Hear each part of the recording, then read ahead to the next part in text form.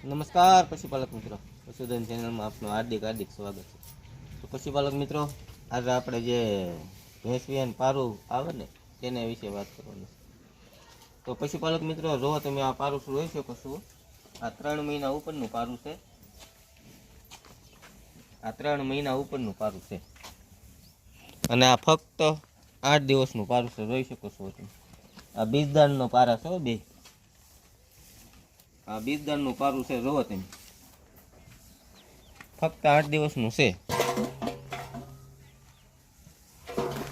તો મારા કહેવા પ્રમાણે બીજદાનમાં મેં ઘણી વાર હું વાત કરું છું કે આપણો વેલો ભીલી હોય અથવા મોટા શીંગડા હોય તોય પણ એમાં તમારે વેલો સુધરી જાય આખો.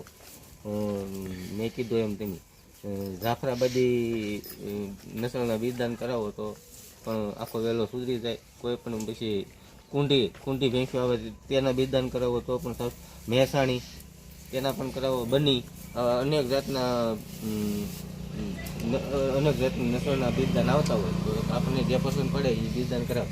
અને પારું બીજદાનના છે ને જબરદસ્ત આવે. એમાં 3 જણા ખેંચ્યું ને તે આ પારું બરો એવું. આ પહેલી વાર અમારે એવું બન્યું કે નકર હું એકલો ખેંચી લેતો, પણ આ વખતે આને પેલા ટાટિયા આવ્યા અને પાછલા ટાટિયામાં કંઈક માથું હતું એટલે અમારે 3 જણાએ ડૉક્ટરે રાશ બાંધી પગે અને 3-4 જણાએ ખેંચ્યું તો આ પારું બરો એવું. એટલે આ ફક્ત 8 દિવસનું પારું છે મિત્રો.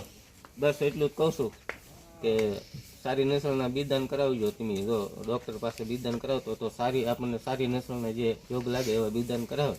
તો પશુપાલક મિત્રો, આ પારું કેવું લાગ્યું? સારું લાગ્યું તો કોમેન્ટ કરજો, બીજા પશુપાલક સુધી શેર કરજો. બસ એટલું જ છે. ધન્યવાદ.